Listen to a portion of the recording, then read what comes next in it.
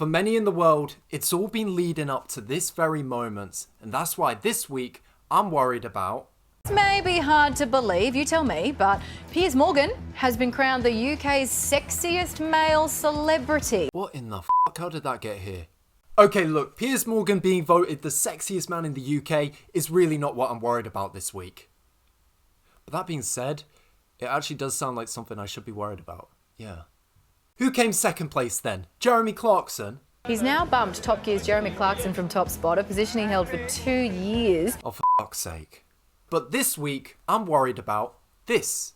I've just requested that the Governor-General dissolve Parliament and call an election for April 28th. This morning I visited the Governor-General and Her Excellency has accepted my advice that an election be held on Saturday, 3rd of May 2025. That's right, this week 2 big elections are taking place. One in Canada on the 28th of April and then one in Australia on the 3rd of May. So let's kick off with Canada. That's right, Canada, the country that gave us IMAX, basketball and Ryan Reynolds. But let's quickly break down why Canada are having an election. January 2025, Liberal Party leader Justin Trudeau resigned as Prime Minister due to his failure to tackle the housing crisis and the cost of living crisis in the country. A couple of months later, Mark Carney not only replaced him as the new leader of the Liberal Party, but also as the new Prime Minister. And then 9 days after becoming Prime Minister, Carney called an election after the Liberal Party saw an increase in the polls. It's kind of like asking a girl out on a date, but after she told you to ask her out on a date. Like, yeah, real brave, mate. You asked her out. It's not like there were no signs she wasn't gonna f***ing say yes. So before we move on to Australia, let's quickly break down Mark Carney himself and the candidates he's up against. Before Mark Carney got into politics, he was the Governor of the Bank of England for 7 years. And if you remember my last video on Rachel Reeves and what the role of a Chancellor is, the Governor of the Bank of England tries to keep inflation as low as 2% no matter who the Chancellor is. And obviously, that can be kinda hard.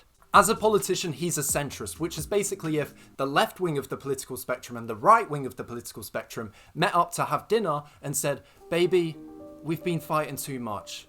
We've got to compromise now. Not only are we always arguing about the economy, but we're also arguing about which version of Gossip Girl we should watch. And the answer is the original, obviously.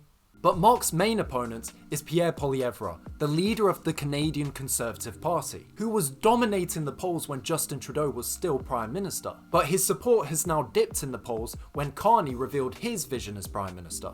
And Mark's other opponents consist of the leader of the left-wing New Democratic Party and the leader of the Quebec Nationalist Party, Bloc Québécois, who in every photo I've seen him in always has his legs super spread out. He poses like he's ready to just fly off into the sky, or poses like you would for a funeral photo when you were 8 years old.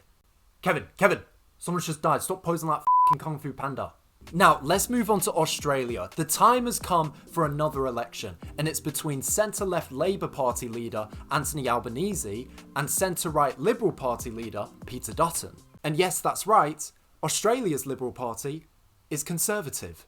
And as of now, Anthony Albanese is the Prime Minister, and just like the Liberal Party in Canada, his party are seeing a sudden increase in the polls after the right-wing alternative was dominating them beforehand. And Peter Dutton himself is getting very worried. In fact, he's so desperate, he dropped this.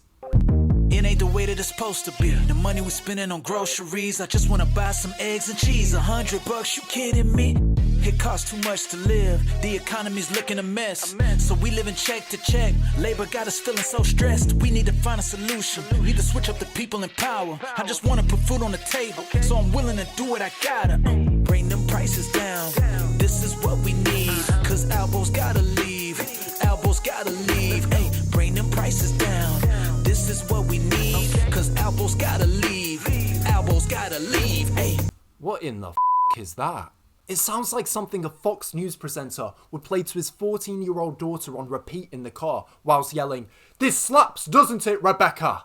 But we've seen a theme here with these two elections, right? Whilst no results have been confirmed yet, the parties that lean less to the right or more to the left have suddenly started to gain momentum again. Now, a big part of this is due to the Honey Monsters tariffs, which we spoke about in the very first video on this channel, which, by the way, was the perfect first video to do on this channel. Everything seems to be going back to the tariffs lately. That first video was like a pilot episode to a TV show. It was like Twin Peaks. Everything goes back to the first episode. Maybe in the next video, I'll spend half of it talking to a fucking log. But the tariffs have done such damage to the right-wing party's momentum in the polls because obviously they were less critical of the Honey Monster. However, there are also two other areas that have helped these left-leaning parties in the polls, which I want to break down for the rest of this video, and why the Labour Party here in the UK should actually start taking notes. So these two areas are housing and tax cuts. On housing, both Canada and Australia were facing a housing crisis, and the public felt like they weren't being listened to on this issue. And now, the Liberal Party in Canada have pledged to fast-track the construction of almost 500,000 new homes, as where the Labour Party in Australia have pledged to build 100,000 new houses only exclusively for those who've never owned a house before. And to be honest, on the point of housing, the Labour Party here in the UK have actually started to make good progress on their pledge to build 1.5 million homes by the end of this decade. But what I do want to say to Labour here though is don't forget further down the line how much of a priority this is going to be for a large group of people in the country. Because both Conservative and Green Party councils have blocked developments of new houses for far too long. But let's go on to tax cuts. When it comes to the everyday man or woman to see an improvement in their lives economically, the economy growing by just 1% isn't really going to make a difference. It's going to be more about how much money they've saved this year compared in the last year. And both Mark Carney and Anthony Albanese have pledged tax cuts for both the working and middle class. Now, I'm not saying we should cut taxes in this country in the way Liz Truss did, which ended up crashing the economy.